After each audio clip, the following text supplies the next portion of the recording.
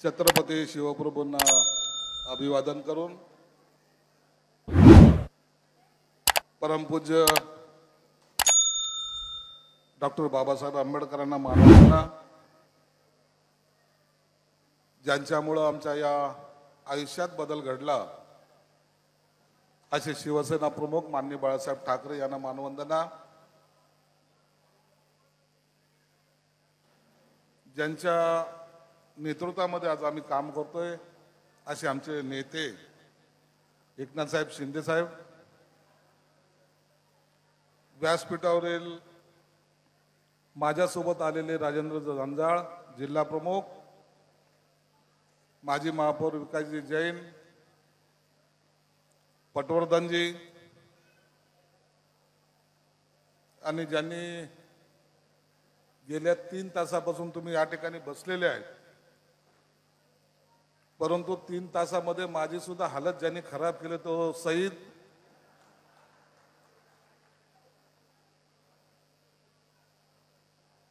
आमचा आनंद आहे। बाकी व्यासपीठावर सर्व मान्यवर आहेत।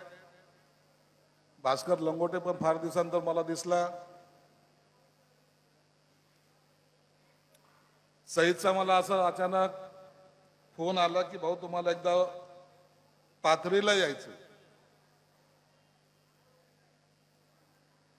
मी त्याला क्षणाचाही विलंब लावला नाही, त्याला सांगितलं की मी येतो। परभणीमध्ये मी पहिल्यांदा सईद आलेलो नाहीये। मला वाटतं 1990 साली जन्म झाला का नाही, 83, चांगला आहे, तरी वय आणखीन काही जास्त झालेलं नाहीये। माझा 61 ला झालेला आहे। किती? 61 ला। ते कुठे गेला तो एकनाथ शिंदे? वय आणखीन कमी भाऊ, मी तुझ्यापेक्षा सिनियर आहे। 64 मध्ये मी, आणि तुला वाटत नसेल तो भाग वेगळा आहे। परंतु परभणी माझ्यासाठी नवीन नाहीये। आम्ही 85-86 पासून, हा भास्कर लंगोटे बसलेला त्यालाही माहिती की आम्ही परभणीला कसं यायचो, काय किती लोकांना खासदार केलंय। एक खासदार आजही मला माझे खासदार भेटतो, दुसराही खासदार भेटतो आणि या ठिकाणचा माझे आमदारही भेटतो। मग तो तुकाराम रेंगे असेल की भास्कर जाधव असेल की आणखीन बाकीचे इतर जण असतील। परभणीमध्ये एक ताकद आहे, फक्त ती ताकद कुणाला तरी समजली नाही, हे आमचं दुर्दैव आहे। परभणीच्या लोकांनी ठरवलं तर परभणीचं राजकारण बदलतं। लोकसभेची सीट आपली गेली नसती, हे मी तुम्हाला आजही ठामपणे सांगतो। परंतु काय झालं माहित नाही, मला त्या राजकारणात जायचं नाही, परंतु सीट आमची हातची गेली। इथं जर धनुष्यबाण असता तर पराभव झालाच नसता, हे तेवढं सत्य आहे।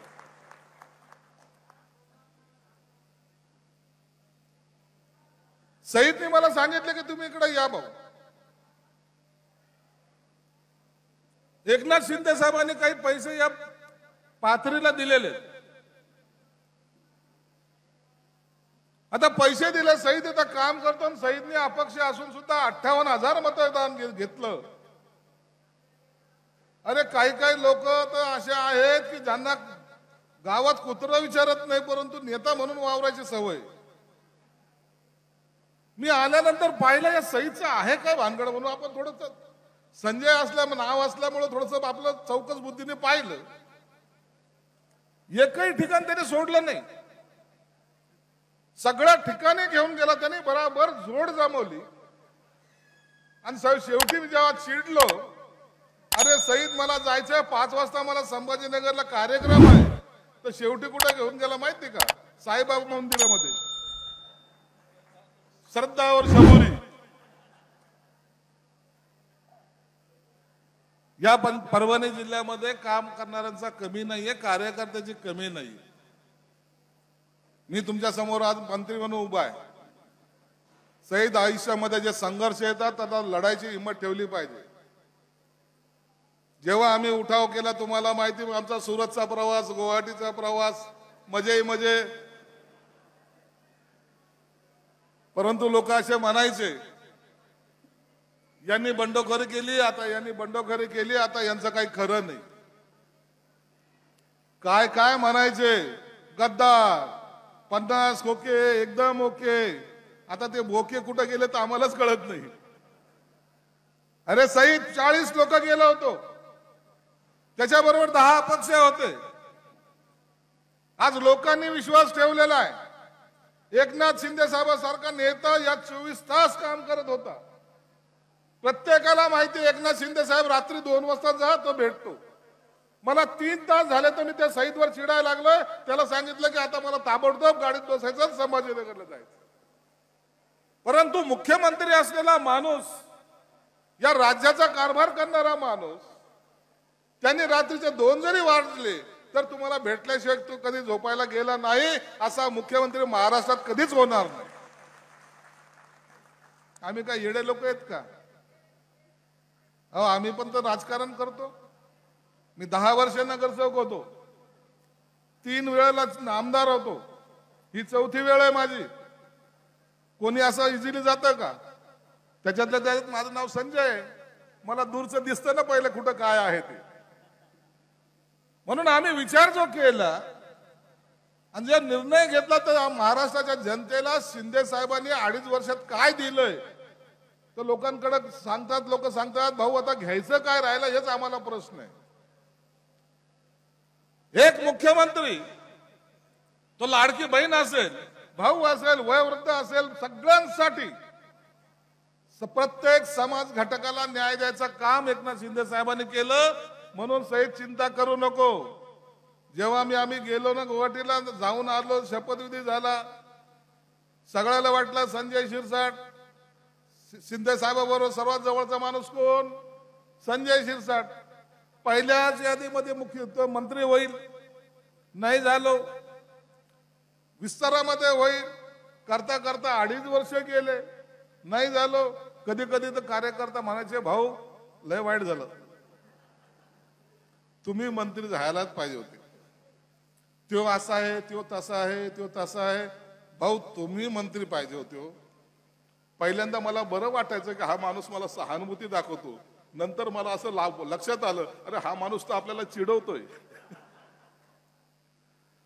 कोणी मग नंतर म्हणायला लागलं की शिरसाट साहेब तुम्ही गप्प बस, नाही झालं तर नाही झालं, नाही झालं तर नाही झालं. मला ती सवयच लागली, नाही झालं तर नाही. पुढच्या टायमाला लोकही म्हणायचे की पुढच्या टायमाला निवडून तर येतो का नाही माहित नाही, आणि पुढच्या टायमाला मंत्री होईल.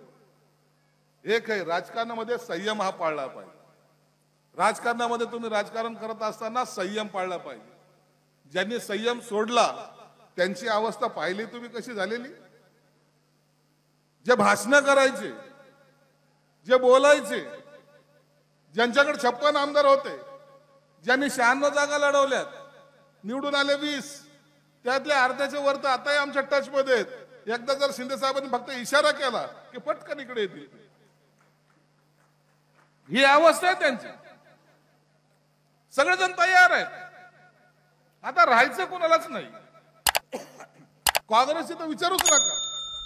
लोकसभेला तुम्हाला काही लोकांना भडकवलं, मुसलमानाला सांगितलं तुमको पाकिस्तान भेज देंगे. हे काही गेलं का पाकिस्तानचे इकडे यायला लागले तर आपण त्यांना हाकलायला लागलो. दलित समाजाला सांगितलं तुमचं संविधानच बदलणार आहे. बाबासाहेबांचं संविधान बदलतायत आणि मग लोक तर आपले येडेच आहेत. बाबासाहेबांचं नाव घेतलं तर अंगातच येतं आमच्या. अरे साले संविधान बदलायला चालले. अरे या देशामध्ये एकाची हिंमत नाही, एकाची ताकद नाही संविधान बदलायची. कोणी पंतप्रधान हो, कोणी राष्ट्रपती हो, पण सांगा कुणाला. इलेक्शनचा काळ होता, प्रत्येक जण म्हणायचे भाई बाबासाहेबांच्या विरोधातले लोक आहेत. मोदी म्हणलं की मुसलमान लोक म्हणायचे नाही नाही हमारा तुमसे दुश्मनी नहीं, हमको मोदी के खिलाफ में वोट करना है. बरोबर आहे ना सईद? सईद ने किती जरी घसा ओरडा कोरडा केला तरी मध्ये सईद तेरे टाइम हम देख लेंगे लेकिन अभी हमको तो ये वोटिंग करना है. बरोबर है कि नहीं आजाद? किए कि नहीं तुमने हमारे खिलाफ वोट? मी स्पष्ट बोलतो, मला काही टेन्शन नसतं. आपण बोलायला कोणाच्या बापाला घाबरत नाही. इसलिए सवेरे का भोंगा बोलता ना, उसको जवाब सिर्फ संजय सिरसाट देता. अरे हम खिलाफ में नहीं है. एक गोष्ट लक्षात ठेवली पाहिजे, जे घडणार नाही त्याच्या विरोधात चर्चा झाली. लोक गेले भावनेच्या भरामध्ये. विधानसभेला काय झालं? आता विधानसभेला अशी परिस्थिती आहे की त्यांना विरोधी पक्ष नेता सुद्धा बनवता येत नाही, एवढी त्याची बिकट अवस्था. पहिली अवस्था कशी होती? मुख्यमंत्री कोण बनणार? मग तो संजय राऊत येडा हळूच म्हणायचा, उद्धव साहेबांचा चेहरा घेतल्याशिवाय निवडणुका जिंकता येणार नाही. काँग्रेसवाले म्हणायचे नाही, आम्हाला पक्ष सृष्टीला विचारल्याशिवाय काही करता येणार नाही. राष्ट्रवादी म्हणायचे आपण वरिष्ठ पातळीवर चर्चा करून ठरवू. म्हणजे एकात एक नाही, सर्वांनी मिळून एकमेकाला पाडायचा प्रयत्न केला. स्वतः साफ झाले. म्हणून राजकारणामध्ये त्यांना लोकांशी काही घेणं देणं नव्हतं. त्यांना पाहिजे होती ती सत्ता. आणि या सत्तेसाठी भांडणारे लोक आज कुठे गेलेत, कोणत्या स्थळाला गेलेत, हे सांगायचं कारण एवढंच आहे. सईद संजय शिरसाटकडून शिक. संयम ठेवला, मंत्री झालो. संयम ठेवला. आमच्याकडे कसं आहे, तुझ्या विरोधात काम करणारा माणूस पालकमंत्री झालो. 5 वर्ष जिल्ह्यातून मी हलत नाही, टेन्शन घेऊ नको. 2.5 साल के बाद देखेंगे. अरे आपण जिथं पाऊल ठेवतो ना, तिथं कामच करतो, टेन्शन घेत नाही आपण. एवढ्या मोठ्या 40 वर्ष राजकारणामध्ये घातल्यानंतर सुद्धा निर्णय घेण्याची ताकद आमच्यात आहे की जाड की पत्ती. तुझ्या विरोधात काम करणारे कोण कोण आहेत मला माहिती आहे.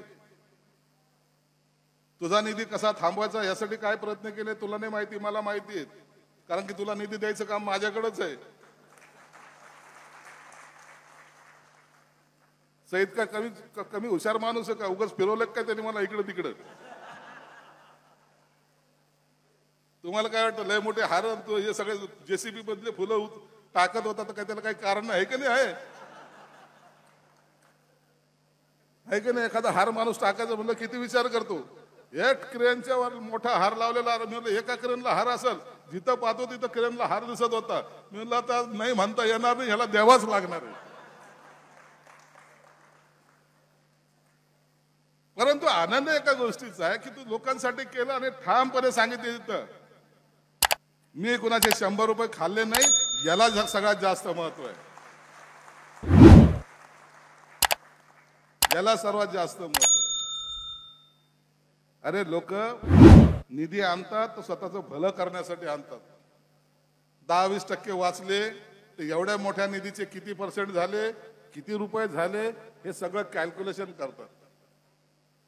मी मंत्री झालो, माझ्याकडे लोकांची रेग लागलेली. माझ्या ऑफिसमध्ये कधी येऊन पहा, मला बसायचं तर मला 4 लोकांना ढकलून जावं लागतं माझ्या खुर्चीपर्यंत. माझ्या ऑफिसला कधीतरी संभाजीनगरला या, तुम्हाला आतमध्ये माझ्याकडे येताना सगळ्याला लुटूनच यावं लागेल, एवढी गर्दी असते. त्याच्या मागचं कारण असं आहे की लोकांना विश्वास आहे की हे लोक काम करणार आहेत. आपल्याकडे कधी चिठ्ठी लागत नाही जाईल, कधी आपल्याला कोणी फोन केला तर फोन आपल्याकडेच असतो. म्हणून फोन घ्यायला माणूस नसतो, आपण फोन घेतो.